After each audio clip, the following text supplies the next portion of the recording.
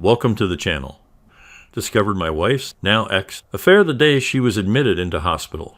Now years later she can't accept my engagement to my fiancé. If ever there was a prize for the most horrible way to learn of your significant other's affair, I would probably win it and be in its Hall of Fame. Like so many people in this sub, I suddenly found myself as a member of a club that nobody ever wants to be part of. I will never forget the sound of my ex-sister-in-law's voice as she kept saying I'm sorry. I'm sorry over and over on the phone while I drove home from a week-long business trip.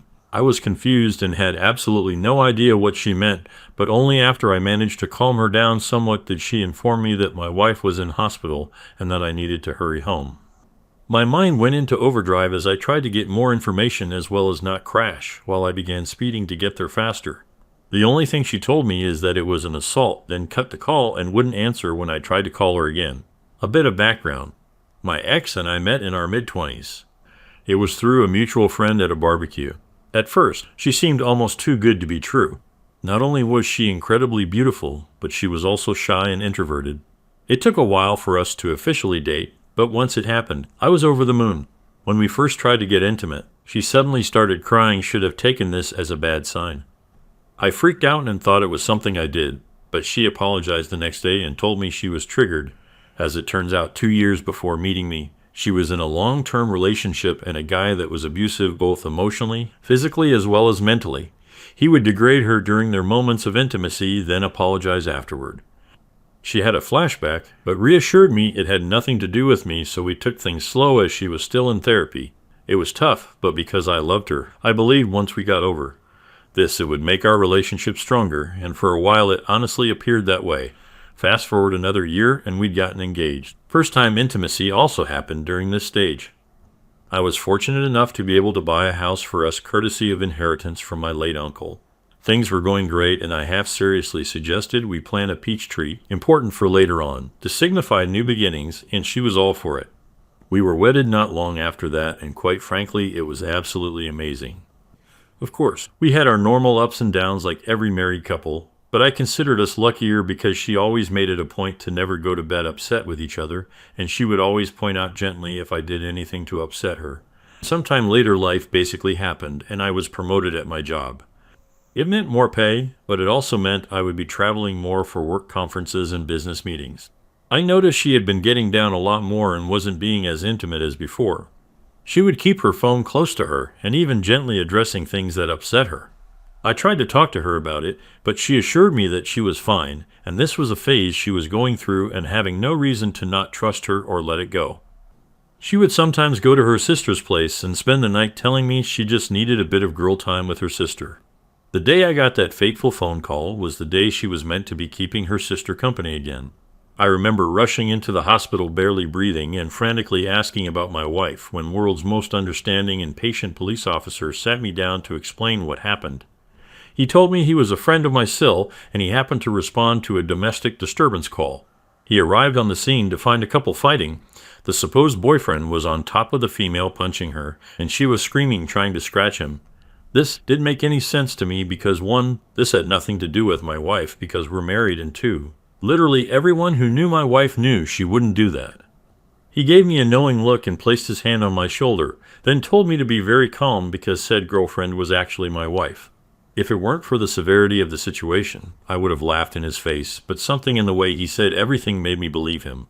I then was ushered in by a nurse to see my wife, and what greeted me I still can hardly find the words to describe it. I just stood there for what seemed like an eternity, then a doctor came in and explained her injuries to me. The jaw was slightly fractured. Her left eye was completely swollen shut and had massive bruising covering half of her face as well as 3 broken ribs. Then the doctor dropped another bomb and told me she was pregnant. I still couldn't understand how this happened, then I caught sight of her sister. She at first tried to avoid me, but at the persuasion of her police officer friend, she told her what she knew. It turns out my wife's ex had gotten in contact with her 5 months ago. He was doing this redemption pyramid step thing where he would apologize to people he has wronged in order to clear his karma. Anyone else BS meet her going crazy right now? They began talking more, then he convinced her to meet up for coffee and show her he was a changed man. Obviously old feelings resurfaced coupled with the fact that he appeared changed. Now it soon developed into an emotional affair. My wife approached her sister for advice, who told her to take things slow and just get it out of her system if she needed to, which then led to a physical affair 3 months later. She actually told my wife that she should at least make peace with her ex in whatever form it may be, and even offered to cover for my wife once in a while. My sil was in tears at this point and kept apologizing to me, saying that she didn't know about the abuse as my wife never told anyone other than me and her therapist at the time about it. I was numb. I just couldn't feel anything and was absolutely dumbfounded by my wife's actions. When my wife finally woke up, I was there, and she burst into tears upon seeing me. I spent the following months in zombie flight mode. There was individual counseling for her as well as marriage counseling for us at the strong urging of her family.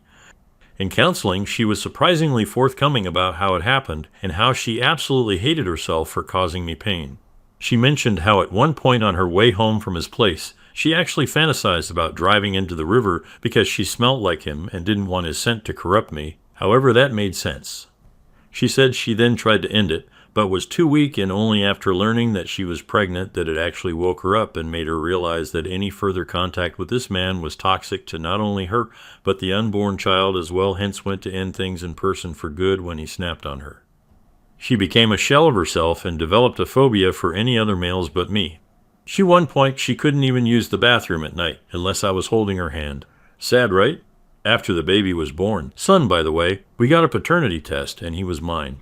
But the more time I spent with her, the more I realized I didn't hate my wife. I actually loathed her. I couldn't see the woman I married, but instead saw his leftovers each time I looked at her. I decided to leave because I was afraid. I'd do something I'd regret and be exactly like her abusive ex. She begged me not to leave and even made the ridiculous offer of giving me a hall pass as well as slapping her if I wanted to. I knew at this point I had to get out. She was actually very generous during the divorce. She moved back into her parents and signed a very well thought out co-parenting plan issued by the courts.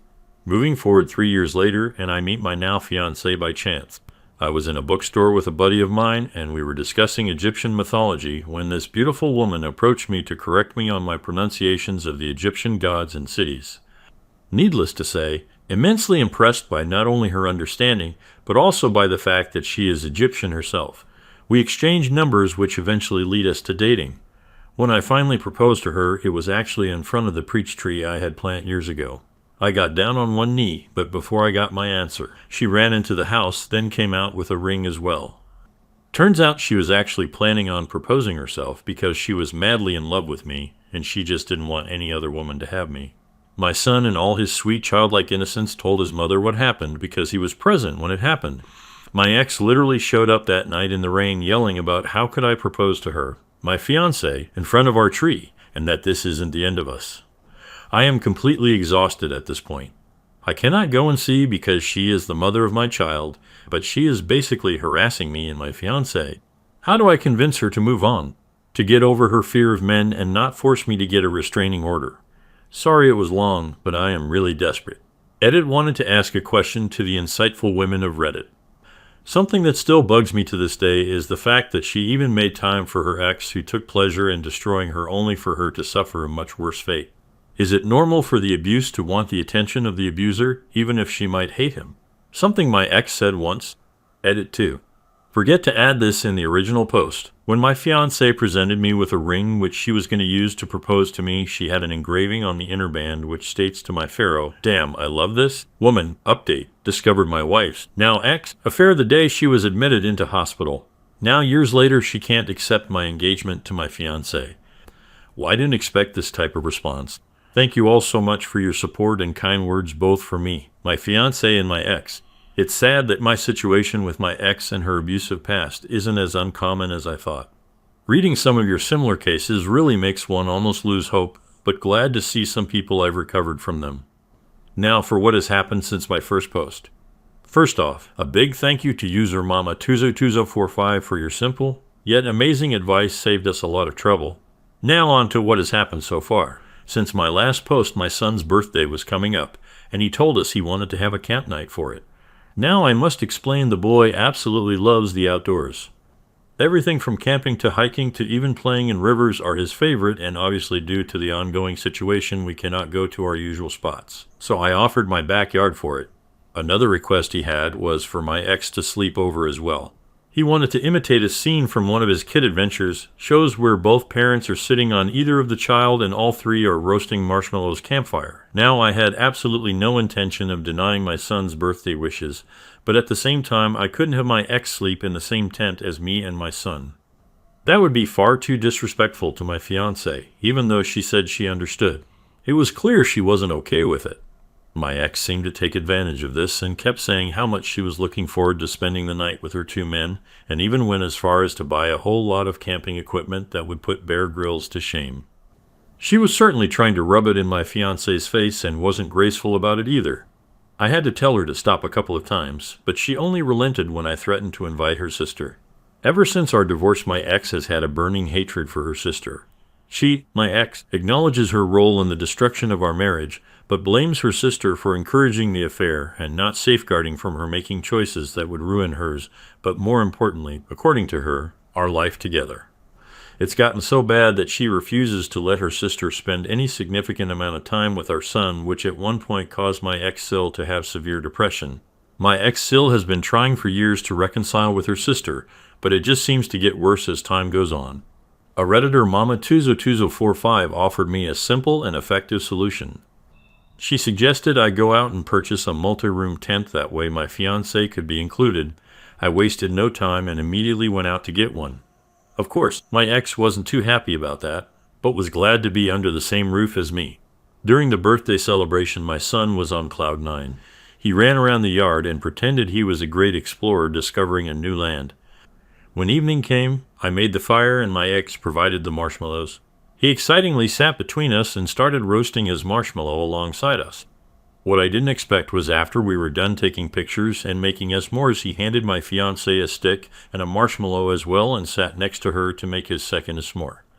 It's honestly a mystery how something this pure and perfect could come out of the absolute mess that was the relationship between me and my ex. My ex asked for a bit of my time, to which I obliged. We stepped into the kitchen, and she apologized for her behavior on the day that I proposed, but not for her actions following that. She told me she still sees me as her husband in her mind, so the thought of me giving my heart to another terrified her. She said she never wanted to cause me pain and would give anything to go back in time and undo her mistakes. She mentioned how happy she was when the paternity test showed that I was the father, because she thought it was a new beginning for us and that he was proof our love. I thanked her for the courage to share all this, but told her I was happy with where I was in life and with whom I was with, but hoped she would find someone to make her happy as well. She said she meant what she told on the day we divorced and will wait for me. I left the kitchen feeling exhausted because none of what I was trying to say got through to her. We decided to call it a night, where me and my fiancé slept in one room of the tent and my ex with my son in another. All in all, a good birthday for my son, but not so good night for me. That's things so far, and promise to update if anything major happens. Thank you for watching the video. Take care, everyone.